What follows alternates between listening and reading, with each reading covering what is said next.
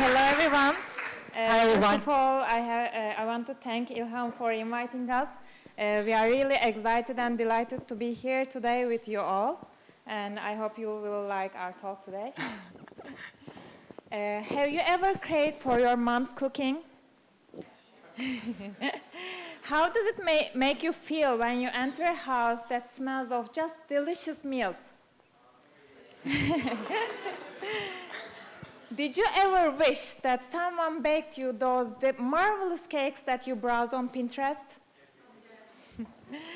So, though we all cannot cook those delicious meals ourselves, of course we want them.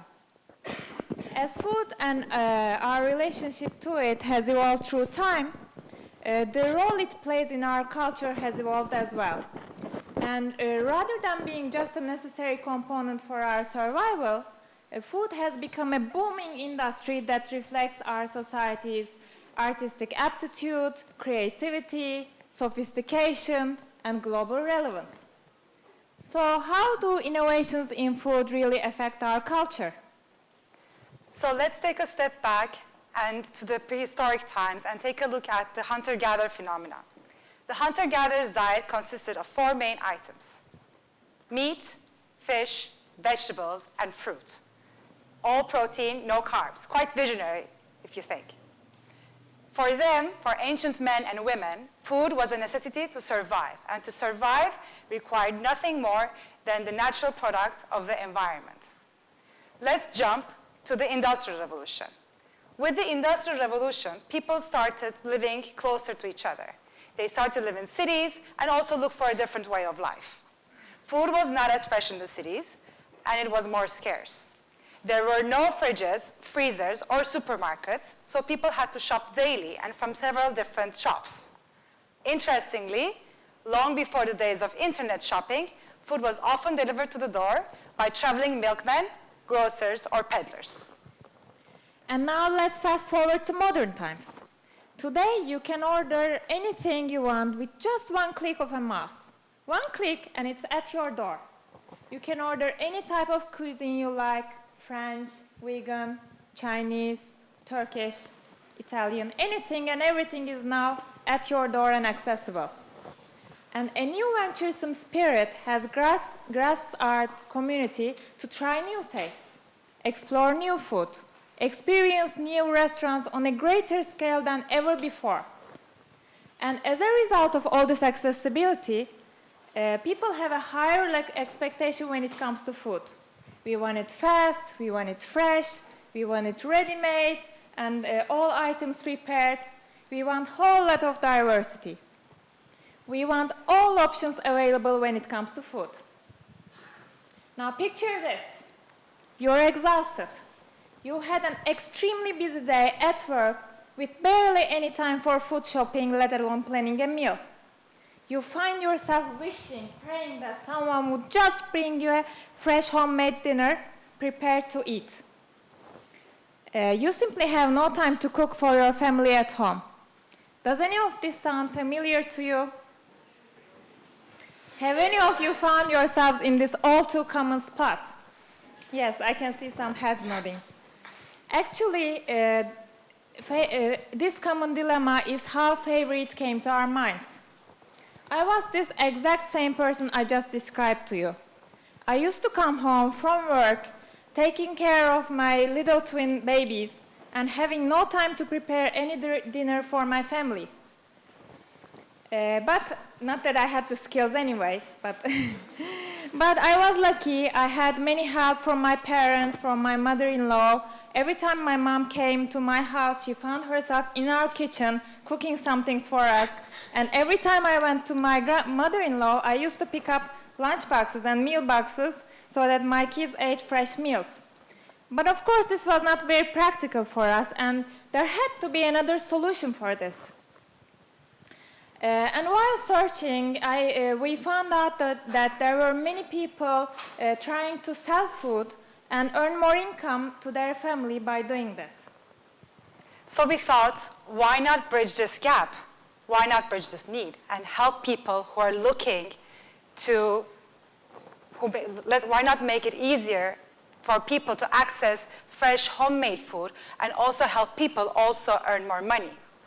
I too am a foodie. I love to eat and cook. And I had no time to do so in a very busy corporate life. And I didn't miss my mom's cooking when I was living abroad all those years. So I knew that feeling. Even though I would replicate the recipes to the tiniest detail, it would not taste the same. And so I knew it, I realized it. And combined with the possibility to make a difference in other people's lives, that's when we realized we had to do this. So with Favorite, we aim to develop a foodie community while helping the lives of others and making a difference. And that's been really a huge motivation and inspiration for us.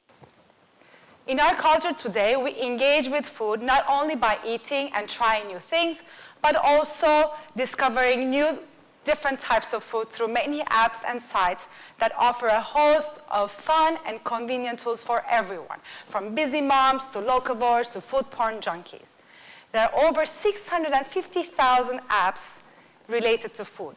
Total downloads have exceeded 30 billion times.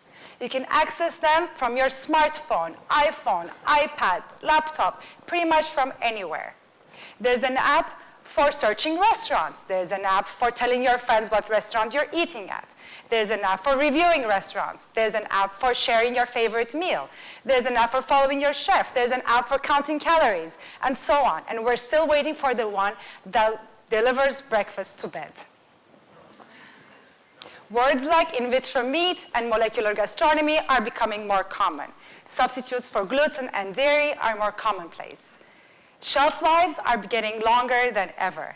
Yet, ironically, the more evolved we become in terms of our food technology, with the ways, in terms of our diet and choice of food, the more our society wants to go back to the basics and wants raw food, the paleo diet, the unprocessed food with little or no ingredients added. Look how farm-to-table movement has grown. If only our ancestors knew in hindsight how forward-thinking they were. We have groups against Monsanto. We have groups against GMOs. We have organic movements to make sure we get food with no hormones or antibiotics. We've come so far in terms of our food technology with the ways to enhance flavors, with the ways to preserve lifetime and maximize crops to feed the masses, yet we're realizing that food in its most basic, natural form is what's healthiest for us. Go figure. So where do we see innovations in food going in the future? Of course, some will continue to grow their own produce in their rooftops, on their gardens. However, technology may enable us with more advanced forms of food, like ingestible food. You will be able to swallow a tiny little pill, and you will be able to get all the nutrients you need on your daily diet. What does this kind of innovation mean for our culture, for our health, for the social and familial context of having a meal together? And to take it even further, what will it mean for such a natural thing as breastfeeding? Imagine if you were full just by swallowing a pill. Would there be any need for dinner parties, get-togethers? What would you do on a Saturday night if you were not going out for drinks and dinner? It's interesting and almost frightening to see that we could witness all these changes in our lifetimes. For now, we hope that our food culture continues to grow and evolve, and we do get to enjoy more of these. We hope this provides you with some food for thought. And thank you very much.